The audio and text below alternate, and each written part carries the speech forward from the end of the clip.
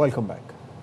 वफाकी वज़ीर दाखिला मोहसिन नकवी ईरान पहुँच गए। वज़ीर दाखिला मोहसिन नकवी ने ईरानी वज़ीर ख़ारजा अब्बास अराग़ची और ईरानी वज़ीर दाखिला इस्कंदर मोमिनी से मुलाकात की, जिसमें दो तरफ़ा उमूर, ख़ित्ते की सूरत हाल और ईरान अमरीका मुज़ाकराती अमल पर तबादला ख्याल किया गया। ईरान अमरीका मुज़ाकरात के दौरान मोहसिन नकवी कई बार तेहरान गए थे। अमरीका और ईरान मुआहदे के करीब हैं। वज़ीर दिफा ख्वाजा मोहम्मद आसिफ ने ब्लूमबर्ग न्यूज़ से गुफ्तगू में कहा कि अमरीका और ईरान के दरमियान देरपा अमन खित्ते के मुफाद में है। ख्वाजा आसिफ ने यह भी कहा कि हालिया दिनों में हुई पेशरफ्त इस बात का इशारा दे रही है कि अमरीका और ईरान के दरमियान मामलात अमन मुआहदे की जानिब बढ़ रहे हैं। ईरान के पैसों को हम कंट्रोल करते हैं, मैं उनका बैंकर हूँ। अमरीकी सदर ट्रंप ने मीडिया को टेलीफोनिक इंटरव्यू में बताया, ईरानी हुकाम बहुत चालाक मुज़ाकरातकार हैं। वो किसी बात पर इत्तेफाक करते हैं, फिर मीडिया के सामने मुकर जाते हैं। वो बहुत बेईमान लोग हैं, उनकी करेंसी की कोई कदर नहीं रही। वो अपने फौजियों को तनख्वाहें नहीं दे पा रहे। माशी तौर पर उनकी हालत बहुत ख़राब है।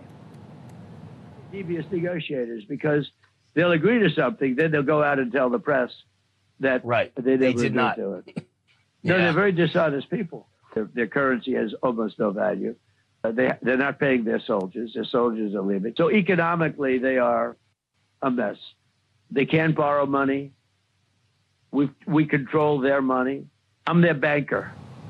खलीज में हिजानी सूरत हाल का जल्द खात्मा करेंगे, मिलकर कोशिश करेंगे, जल्द अमन कायम होगा।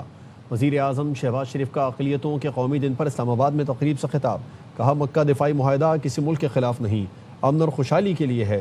वज़ीर आज़म ने पाकिस्तान की तरक्की में अक़लियतों के किरदार को खिराज तहसीन पेश किया।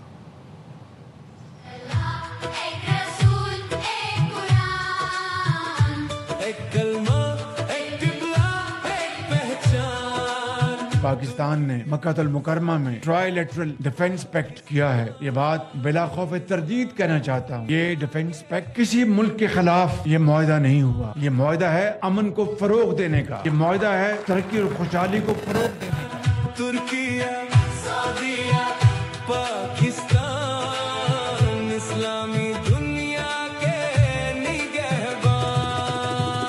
आज गल्फ के अंदर एक हैजानी कैफियत मौजूद है। उम्मीद की जानी चाहिए कि हम सब मिलकर इसका खात्मा करेंगे और खित्ते में अमन कायम होगा। फर्द कायम रब्ते मिल्लत से है, तनहा कुछ नहीं। मौज है दरिया में, बैरूने दरिया कुछ नहीं।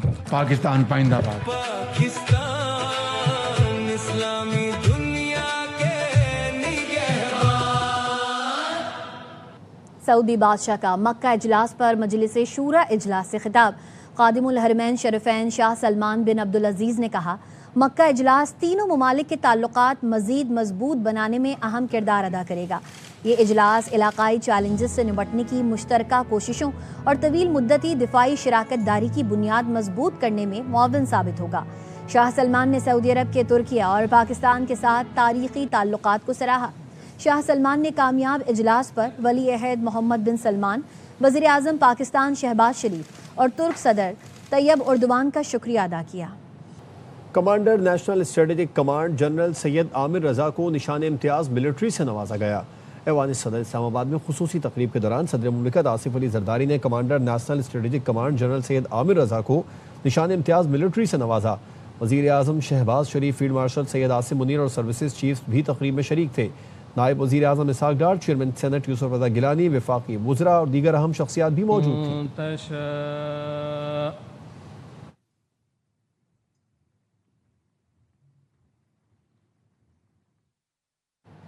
कराची में नौमौलूद को इमारत की बलाई मंजिल से फेंक दिया गया। इमारत के अक़बी मकाम की सफाई के दौरान लाश मिली। मज़ीद जानते हैं नुमाइंदा खुसूसी नज़ीर शाह से। नज़ीर, अपडेट कीजिएगा।